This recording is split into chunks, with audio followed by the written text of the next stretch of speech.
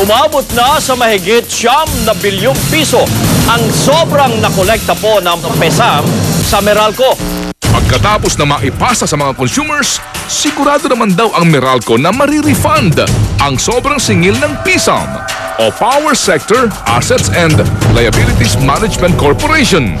Minubuti namin para na rin sa kapakanan ng ating mga customers na erase itong issue na ito.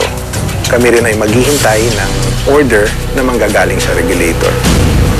Ang tinutukoy na regulator ng Meralco ay ang Energy Regulatory Commission o ERC na nakatoka sa pagbabantay sa singilan ng kuryente sa ating bansa. Kami din ang nangangasiwa doon sa merkado, nagbabantay, tinitingnan kung walang nananamantala. 5 milyon tayong Meralco customers na umaasa po sa refund. Pero paano tayo makakasigurong hindi tayo muli tatagain sa refund na ito? Sadyabang wala tayong maaasahan kundi ang sumandal na lamang sa Energy Regulatory Commission. Wala pa pong definite, pero makakaasa po kayo na mapag-uusapan na ito ng komisyon, magkakaroon po ng deliberasyon. Hopefully, magkaroon na rin po ng resolusyon. Kung sakasakali po na mai-implement ang refund na ito, magandang balita po ito dahil bababa ang ating kuryente. Magkakaroon ito ng pababang impact sa ating binabayarang generation. Naunang nagsumite ang Meralco sa ERC ng kanilang kalkulasyon na 9 bilyong piso ang kanilang refund mula sa PSAM. Nagkakaisa ang ERC at Meralco na ibawas na lamang ito sa generation charge sa ating bill ng kuryente. Wow! Ox na ox! Like generation, which represents the biggest bulk of the bill and which is 60% ang kabuuang bahagi nito sa kabuuang 100%. Pero kinontra naman ito ng PSAM. Hindi pa sila sang-ayon sa halaga ng refund na nais ng Meralco. Sa opisyal na pahayag ng PSAM, iginit nitong manggagaling dapat ang refund sa line rentals o yung upa ng Meralco sa pagtakbo ng kuryente sa linya ng WESM o Wholesale Electricity Spot Market na ino-operate ng Philippine Electricity Market Corporation o PEMC. Sa linya ng WESM, ini-schedule ang transmission ng kuryente papunta sa mga power distributors katulad ng Meralco.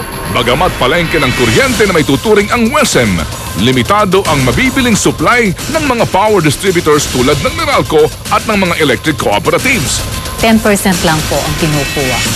Kasi based on the provision of the EPIRA, yung 90% will be settled outside of the WESM. 10% lang kinukuha sa WESM? At most siguro 15%. Kung 10% lang o 15% na kukunin mo doon, paano kung mas mahal sa labas? Di po namin alam kung paano po ang contracting arrangement. Kanina, Meralco lang at PSAM. Ngayon naman kasama na sa issue ang WESM, meron pang Napocor at meron pang PEMC. Hay nako, mega hilo na ako sa issue ito ng refund. Kaya, let's clear it and explain it one more time. So ang Meralco po ay kumukuha ng kuryente mula po sa mga planta ng Napocor. Bago siya makapagbenta dito po sa Meralco at makapag-distribute ng kanyang kuryente, dadaan ka doon sa merkado ng tawag ay WESM na minamanage po naman ng PEMC. Pagbili po ng Meralco ng kuryente per kilowatt hour sa Napocor, doon po sa kanyang kwenta na andun na ang line loss. Pagbayad natin ng per kilowatt, ibig sabihin, tinaga ka na ng line loss ng Napocor, may taga pa sa'yo ang WESM. Tama. At ang WESM naman ay ibinabaya dito sa PSAM. Napasa ilalim sa PSAM ang operasyon ng Napocor. Dati itong pag-aari ng gobyerno na naisa pribado sa ilalim ng EPIRA Law.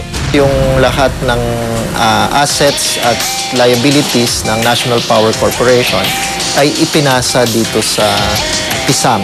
Pagpaplano at regulasyon na lamang ng sektor ng enerhiya ang naiwan sa pamahalaan sa pangunguna ng Energy Department at ng ERC.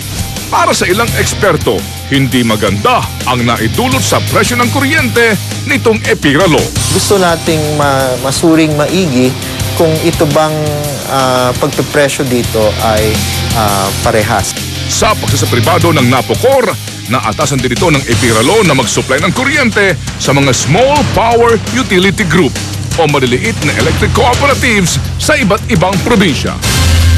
10 sa 119 na kooperatiba ang kumpirmadong na double charge. Magkakaroon na rin ng resolusyon na moving forward, prospectively, hindi na dapat ito nangyayari. Pero ano ito? May mga binabayaran tayong kuryente na hindi naman natin ginagamit. Bakit? Byron